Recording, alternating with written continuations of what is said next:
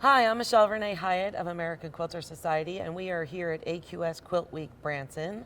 I have the pleasure of speaking with Stacie Spradlin, who is not only a contestant in our show here, but also is an instructor for us at several other locations.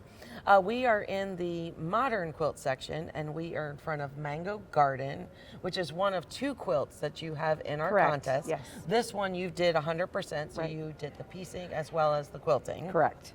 So talk to me. I happen to love Tilda.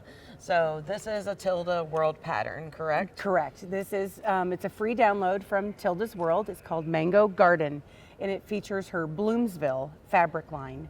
And then I believe the color was Dove White that I chose for the background color. It is exquisite, especially how you quilted it. Well, thank you it's very just much. So fun. Thank Now, this isn't the first version of this quilt, right? This is not, and I'm going to step out on a limb and show you, and in my humility and everything else, that we are not perfect. There is only one perfect person in this world, and I hope to meet him someday. So, but I will share with you a mistake that was found in the first version of my Mango Garden. So I should have named it probably Mango Garden 2.0, but I didn't. I originally made the first one for a shop sample for the Hickory Stick, which is my home quilt shop in Hannibal, Missouri. And it hung in the quilt shop for about 30 days or so. And one of the employees was looking at the quilt one day as they were trying to sell the kits of the fabric and everything else. And they noticed that two of the parrot heads were different from the other two. And the shop owner knew that I had wanted to enter the quilt into some shows, and she thought, I have to tell her. And I think it was kind of hard for her because she knew the work that had gone into it. But what originally had happened was I inverted the two top parrots. I inverted their heads, so the blocks were backwards. The beaks were sewn together wrong, but the heads were inverted. So you can see the steepness of this angle here, and it's still at a 45, but it's longer, was actually over here, which made the beak a lot more pronounced. And now when I look at that quilt, that's the only thing I see is the mistake. So knowing that I wanted to try. But you're human too. Correct, I am human. So with that, I considered it and I thought, do I leave it? There was no way to fix it at that point, really, without compromising the integrity of the quilting and taking a chance that things wouldn't lay flat again and everything else. So I decided to start from scratch. So, that is so funny. yeah, so I was fortunate enough to have enough fabric and things glad like it that. happens to other people. It certainly does. So when you start working on a quilt, right, because you instruct, I'm assuming make quilts just for pleasure, I and do, family and friends, yes. and then wants to enter in the competition. So do you start with that this is a quilt that I'm thinking of entering in a competition, or do you make a quilt and then decide, oh, I'm gonna quilt this to be in a competition? I've actually done it both ways. This one wasn't originally something that I had really wanted to enter, and then the more I got into it, and then as I was piecing it, sometimes I'm thinking about how I'm going to quilt it, and other times it just I have to sit with it for a little bit. But as I was piecing this quilt, the quilting design actually started to come to me a little bit, and I thought, I think this might turn into something I want to enter.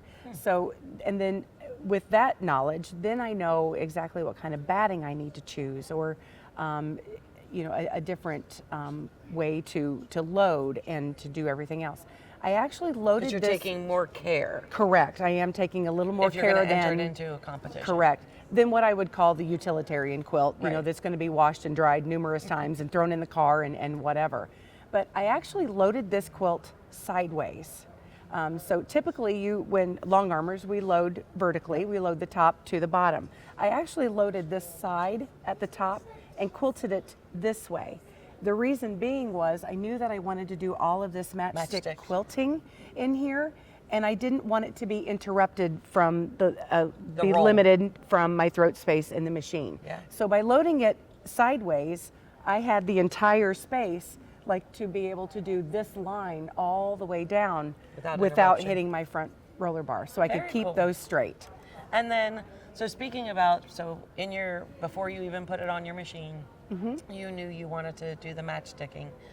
How much else goes into that? So in other words, your curls and such. Right. Did you how do you go about saying, you know what, this is a great place for that, or I definitely want to echo, you know, the stem and such, like, Right. like how much of that is when you just look at a quilt versus when you're at your long arm and deciding what you're putting down next? Great question. You need to attend one of my classes. So we actually do talk You about can that. take her Yes, class. you can. And I do talk about that in quite detail. Every quilt that is custom quilted on my frame, I take a picture of it and I print it out in black and white. I get distracted by really pretty color, and by giving it me in black and white, I can actually see where the quilting is going to show up the most and where I need to spend my time, and where I don't need to spend my time because you're not going to see it. So with that black and white picture then, what I did was on this quilt, I circled the areas where I wanted to put my feathered flowers. Yes. And that would give me an idea. So then when I loaded the quilt, I just took my water soluble pen as I advanced the quilt and went, okay, this is where it is on the picture, this is where I want to put those. And actually with my water soluble, I will mark a big circle. That doesn't mean I have to stay within that circle. That just means that gives me a map of where I want to be. And Very then, cool. and of course, this has to be quilted before The match the match stick. Right. Yes. Very interested. And then stuck more with the stitch in the ditch, and then came through with fillers in between. Yes.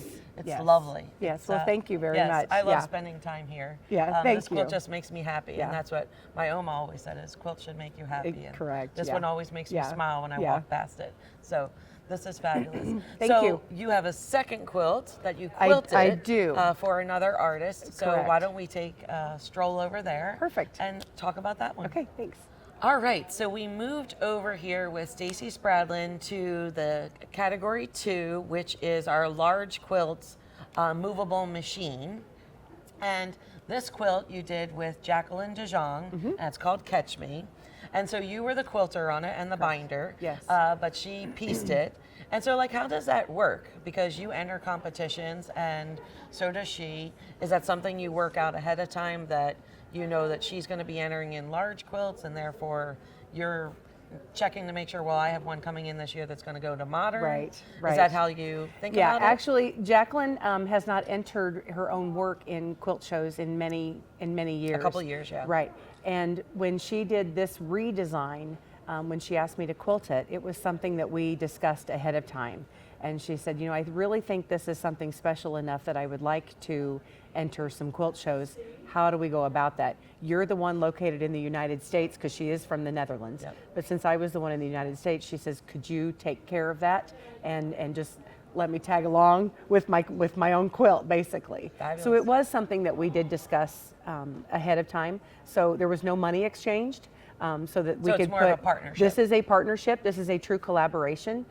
She did the redesign of her original Catch Me If You Can quilt with her new pattern line. Yes, her new fabric line called the Blush collection from Wyndham Fabrics in the anthology. They are all hand-dyed batiks that she designs. And then you can see the white on white quilt fabrics in here too that she has actually Yeah, designed. I love a good white on white. Yes, and this striped fabric is actually one of her signature fabrics. Yeah. It comes in all different Black and colors. white she has, Yes, yeah. the black and white's been very popular, but now the gray and white with the new fabric collection Yes. is really taking And off I for her. love when she uses it in like the skinny borders, or that Yes. float border. It really Yes. adds some pizzazz there at Yes. the end. Yeah, and as you can see, she is one that will really take it to the next level. And her mitered corners up here, she will actually match the stripes, Stripes, as yeah. well. Yeah. So then, as well, when you're or partnership, or Mm-hmm. you're working together in a team, how do you go about? I guess it's different for every client, probably, It right? is, yes. As to whether or not they have a say on what you quilted, or if they just let you do whatever the quilt speaks to you with. Right. So I'm very fortunate that I have a relationship that I have with Jacqueline. She's one that because I've quilted for her for several years and several different quilts and different sizes and meanings to her. She'll just send it to me and she says, do your thing. Good. And so with this, since it was going to be a true collaboration, that's what I did. So I did do some sketches and I sent those to her ahead of time, and she's like, looks perfect, just Perfect. go for it. And Yeah. then do you send her progress photos as you go? I do. Yeah, I probably do. more out of excitement than approval. Exactly. Yes. Exactly. Exactly. Look what happens Yeah. here. 'Cause Exactly. I love how you came into these squares. Yeah, it's really interesting. Yeah, this is a continuous curve.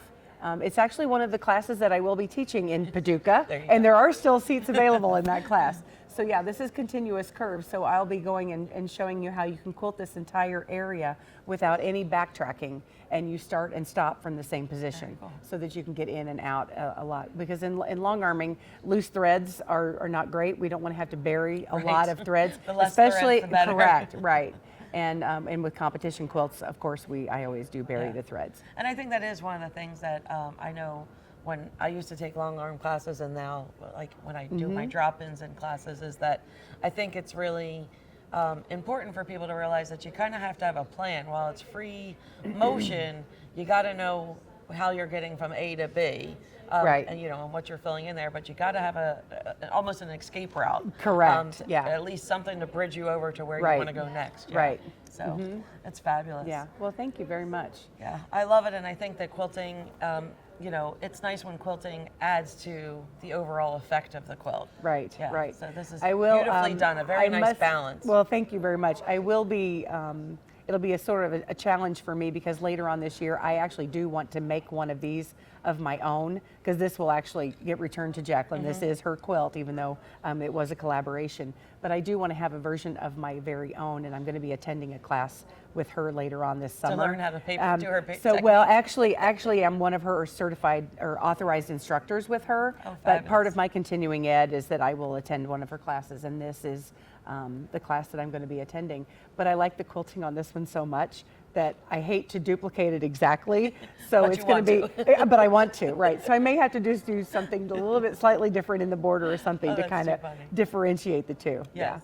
Well, it's beautifully done, and thank you thank so you much very for sharing much. your insight Thank tips. you. You too can enter the American Quilter Society Quilt Contest, and as well, you can take a class with Stacie Spradlin or some of our other long arm instructors. They all do a wonderful job, and they all have great tips for you. So definitely consider that.